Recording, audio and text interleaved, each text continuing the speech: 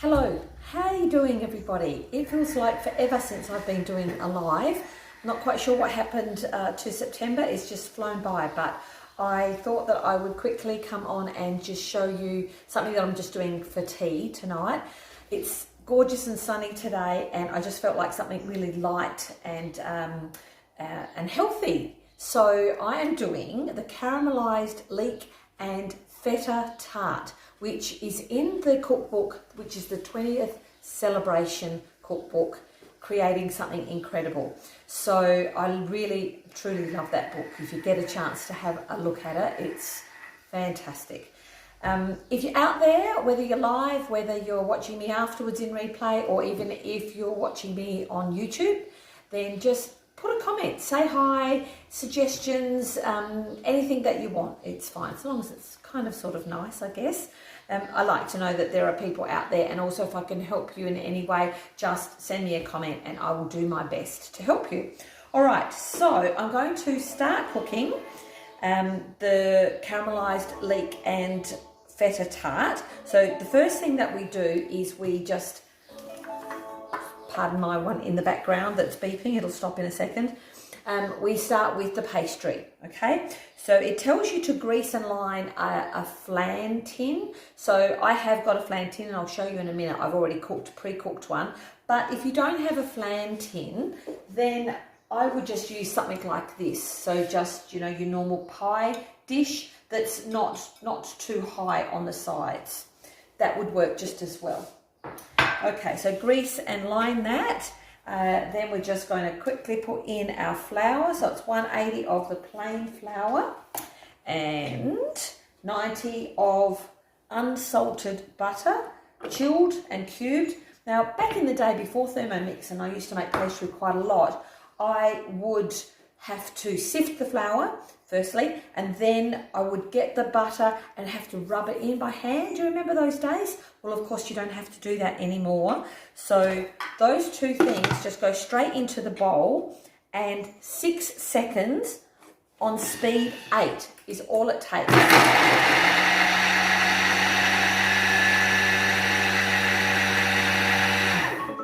Okay, so that's an awful lot shorter than how I used to have to do it all by hand. And I will show you the outcome. There you go. So you can see that it has not only sifted the flour for us as a bit of a byproduct, but that has rubbed all of that butter in beautifully in 6 seconds. That used to take me probably a good, I don't know, 10 minutes or so, and even then it still wouldn't be rubbed in correctly. Next, we're going to pop in an egg yolk. And does anybody else have trouble separating their yolks from their whites? I'm a shocker. I just am not really good at it at all, and I have to actually use an egg separator. Some people are very clever and can just do that. Not me. I'm not clever like that. Okay, now this is really important. So it's asking for 30 grams of chilled water, and I am going to be quite precise about how much water I put in. I haven't pre-measured it, which I probably should have, but there we go. We are up to 30 grams now. Okay, what I find with pastry, no matter whether you're doing it in the Thermomix or doing it traditionally, I find that the amount of water can differ depending on the temperature. So I'm going to give this 10 seconds on speed 8.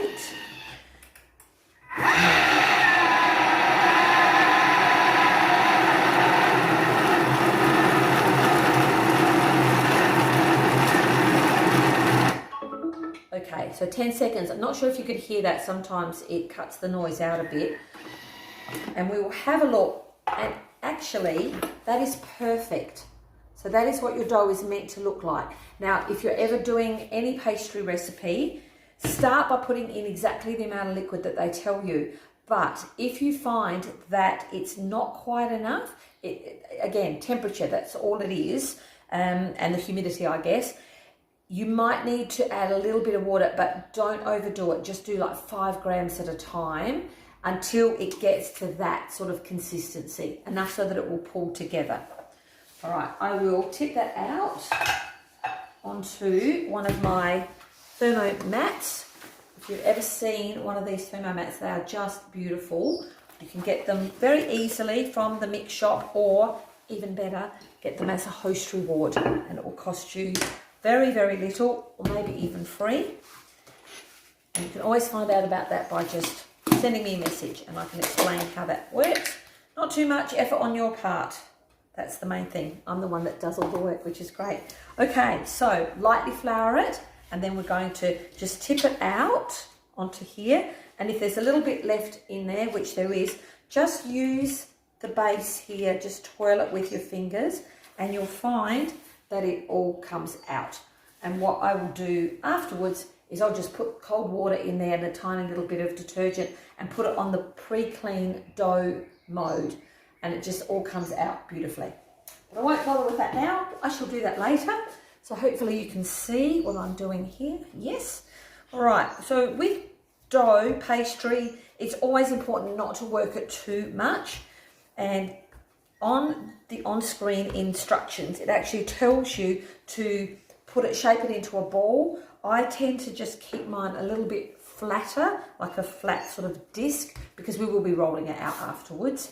And then I use my pastry mat to wrap it all up like so.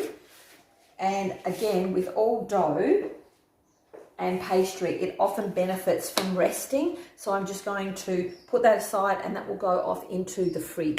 You must rest it for at least 20 minutes, but you could also even make it the day before, or make it like I've just done then, and even freeze it if you don't think you're going to use it straight away. So I've made a double batch today, and I'll probably freeze that.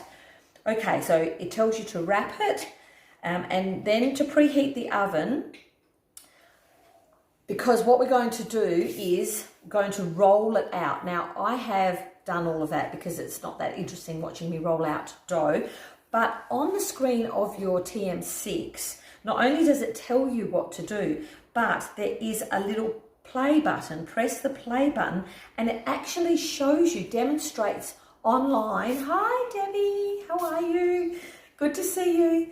Or not see you, you can see me. But on the screen, it actually shows you what to do. I just find this is incredible. You can probably just see that happening on the screen, and you can just press the finish key and then go next. And then there's another one that tells you how to line your pan. I'll show you the one that I did earlier today.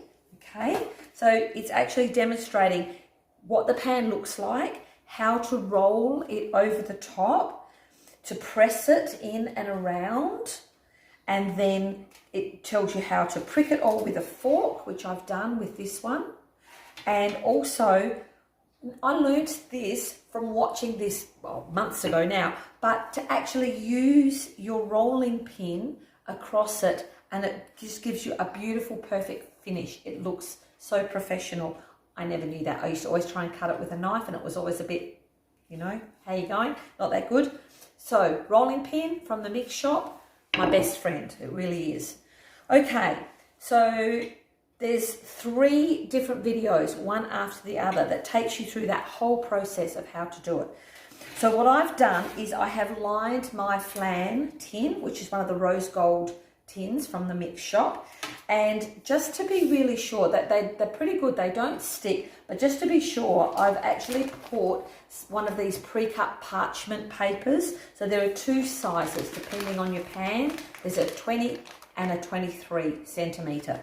So this one's a 20, and you just line it there, and it's got these little tags on the side which makes it easy for you to lift things out. So again, another fantastic product from the mix shop. Just going to put that aside. Okay, so when you bake it, it tells you to use the baking, what do they call them? The pie weights. Okay, so I use these ones, of course, from the mix shop, like everything in my kitchen.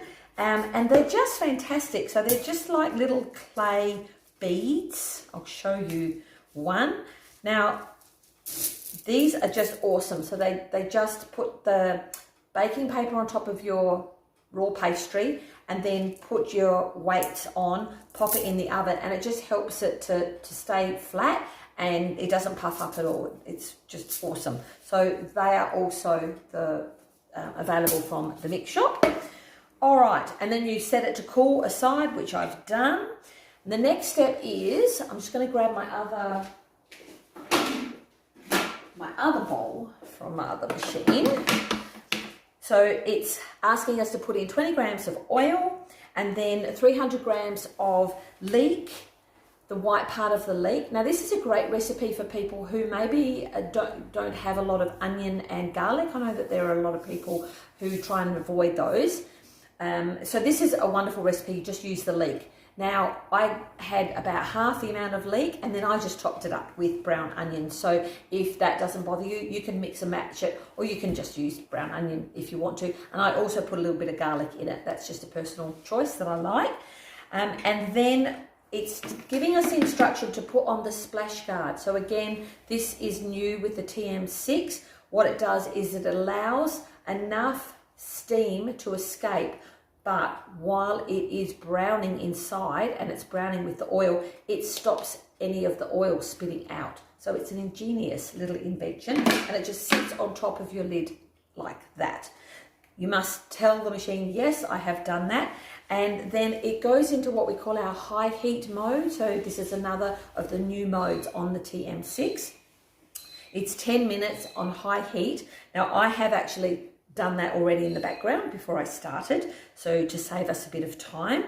So I will just hit next because that has done, and I'll show you what it looks like inside. So that is your leek and onions, and I'm not sure if you can see, it's really hard with the lighting, but it's lovely and brown all on the bottom.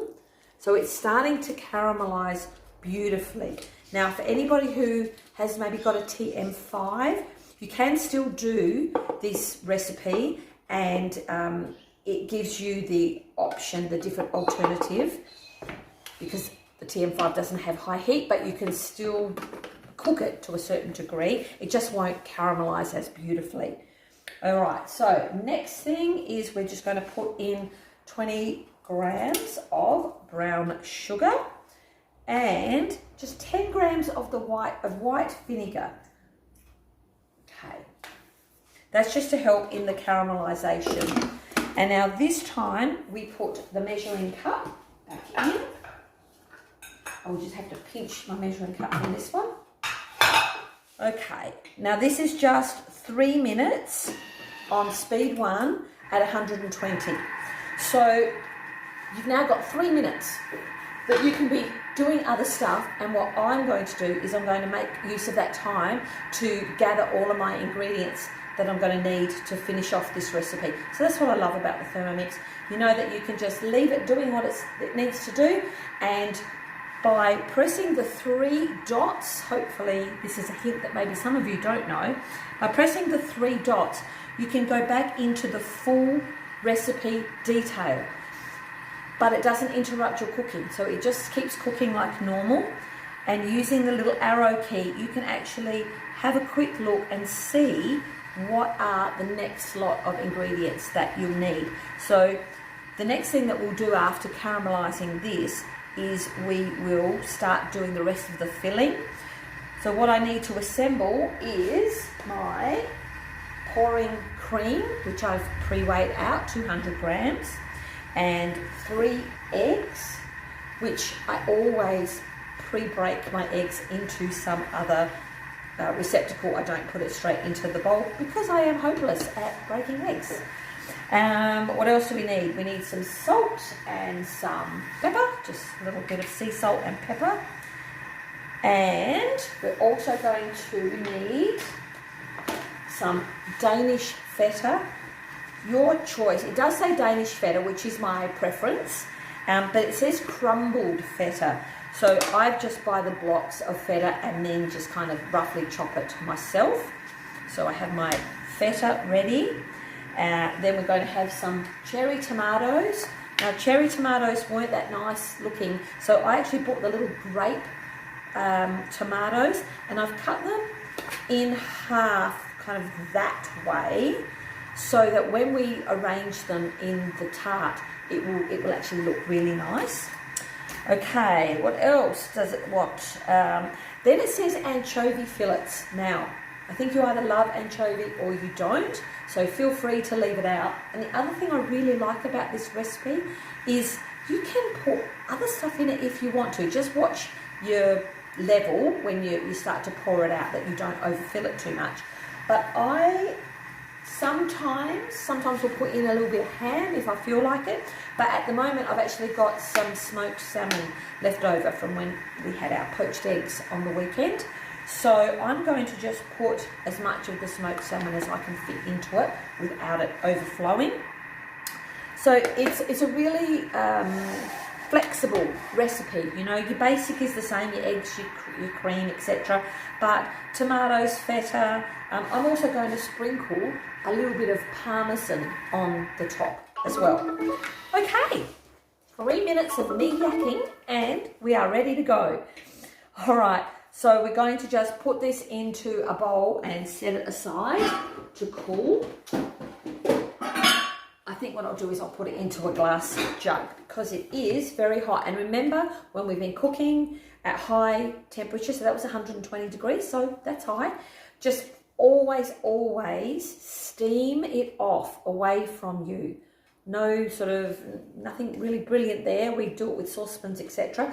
But Thermomix are very clever. They've actually even put a little indent in here. Pop your thumb there, push it down, the steams away from you. And also remember, there'll be a bit of condensation under the lid, so just carefully turn it over and then put your lid down like that. Oh my goodness, that is yum. And now that it's cooked just that little bit more, all that caramelization, the brown has come up off the base. We're just going to pop that in there and set that aside.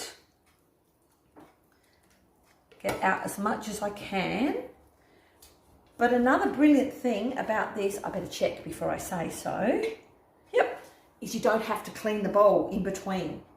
And I love that. Even if you did though, you can easily just pause the recipe. Does everybody know how to pause the recipe? I shall show you. Just all you need to do is press the home key. So we're in the middle of a recipe here. If I want to jump out and do something else, like do a clean mode, just press the home key. And hard for you to see, I know, but there's a little green bookmark there. So now I can slide over to my screen where all my modes are, and I could do anything else I wanted really, but I might want to do the cleaning mode, give it a clean in between, and then when it's finished, I simply press that little bookmark and I come back to the exact spot that I left. Oh my goodness, isn't that clever? All right, so trying to squeeze in a lot of stuff to tell you, lots of hints, but it means that I'm keeping you all a little longer. But you can always pause me and come back. That's okay, I'll still be here. All right, so set that aside. Tear my scales because I've fiddled with it a bit. 200 of pouring whipping cream. So in that goes. Excellent. A little bit under, but that's okay. Won't matter. And the 3 eggs. In they go. A little bit of salt and pepper. There it is. Next. In goes the lid. And just 10 seconds is all we need on speed 5. So that's just going to bring it all together.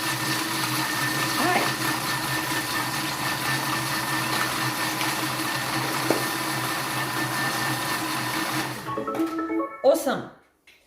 Okay, simple as that.